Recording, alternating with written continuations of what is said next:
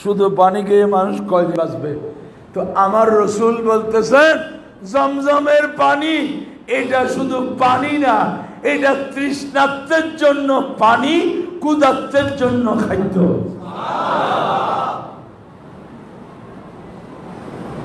আমেরিকার ল্যাবরেটরিতে, সায়েন্স ল্যাবরেটরিতে পরীক্ষা নিরীক্ষা চালিয়ে বিজ্ঞ চিকিৎসক মহল রিপোর্ট করেছে যে জমজমের পানির মধ্যে চিকিৎসকগণ যত প্রকারের ভিটামিন আবিষ্কার করছে, ABCD সব ভিটামিন নাকি জমজমের পানির ভিতরে আছে।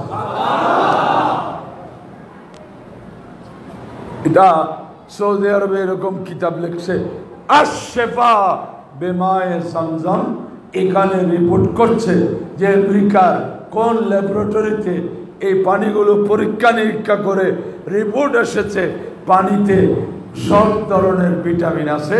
সুতরাং সব ধরনের ভিটামিন থাকলে এটা খাদ্যের স্থলে ব্যবহার করা হবে। সুবহানাল্লাহ। আমার নবী বলেছেন তিরমিজি শরীফের রওয়ায়েতে যে এই জমজমের পানি শুধু পানি নয়, এটা ক্ষুধার্তের জন্য খাদ্য, তৃষ্ণার্তের জন্য পানি। সুবহানাল্লাহ। এবং আরো বলেছেন মাও জমজমা লিমা শুরিবা লাহু, জমজমের পানি যেই নিয়তে পান করবে সেই নিয়ত সেই কাজ হবে। সুবহানাল্লাহ। তার যথেষ্ট প্রমাণ কিতাবে আছে।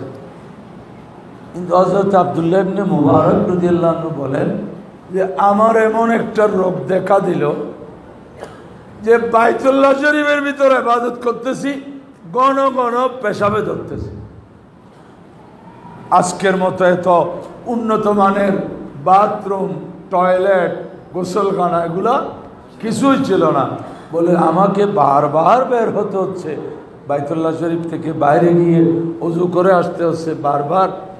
এখন আমার হাদিস মনে পড়ে গেল, আমার রসুল তো বলেছেন যে এই নিয়তেই পান করে নিয়ত পূর্ণ হবে।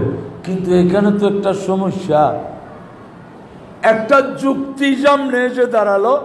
নিয়ম হলো পানি পান করলে পেশাবে জোর। আমার তো সমস্যা হচ্ছে ঘন ঘন পেশাব হচ্ছে। এখন আমার রোগের সাথে জমজমের পানি তো মিলবে কিনা এটা নিয়ে উনি কিছুটা দ্বিধাদ্বন্দ্বে ভোগ করতেছেন। আমি যদি এখন জমজমের পানি খাই, পেশাব তো আরো, আমার সেবা কেমনে হবে?